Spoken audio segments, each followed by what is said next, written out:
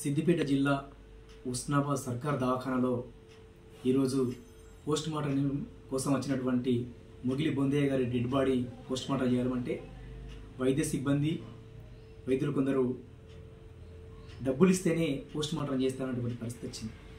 6,000 రూపాయలు అడిగి 4,000 రూపాయలు ఇచ్చినారు.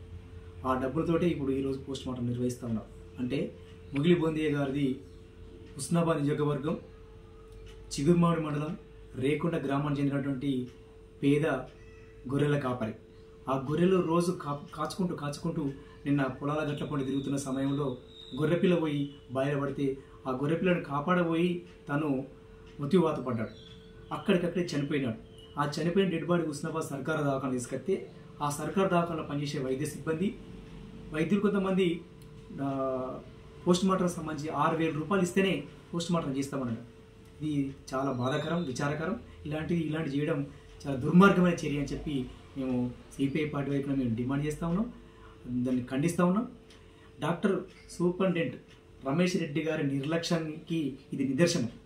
వారు పట్టించుకోకపోవడం, ఎప్పుడో ఒకసారి ఆసుపత్రికి రావడం, ఆసుపత్రిలో పనిచేసిన డాక్టర్లందరూ సక్రమంగా విధులకు రాకపోవడం, ఇదంతా సూపరింటెండెంట్ గారి నిర్లక్ష్యం వల్లనే ఇదంతా ఆసుపత్రిలో ఇలాంటి లంచాలకు జరుగుతూ ఉన్నాయి.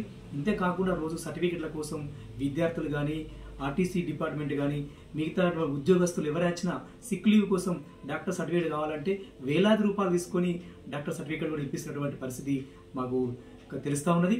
ఏదైనా ఈ సర్కార్ దవాఖాన మీద జిల్లా కలెక్టర్ గారు ప్రత్యేకమైన దృష్టి కేంద్రీకరించి ఆర్డీఓ గారు దృష్టి పెట్టి ఈ ప్రభుత్వ ఆసుపత్రి ప్రజలకు సరైన వైద్యం అందించేందుకు డాక్టర్లందరూ అందుబాటులో ఉండేందుకు చర్యలు చేపట్టాలని, ఈరోజు లంచం తీసుకున్నటువంటి ఎవరైనా వాళ్ళ మీద బాధ్యులైనటువంటి వాళ్ళ మీద చర్యలు చేపట్టాలని చెప్పి భారత కమ్యూనిస్టు పార్టీ వైపున మేము డిమాండ్ చేస్తూ ఉన్నాం.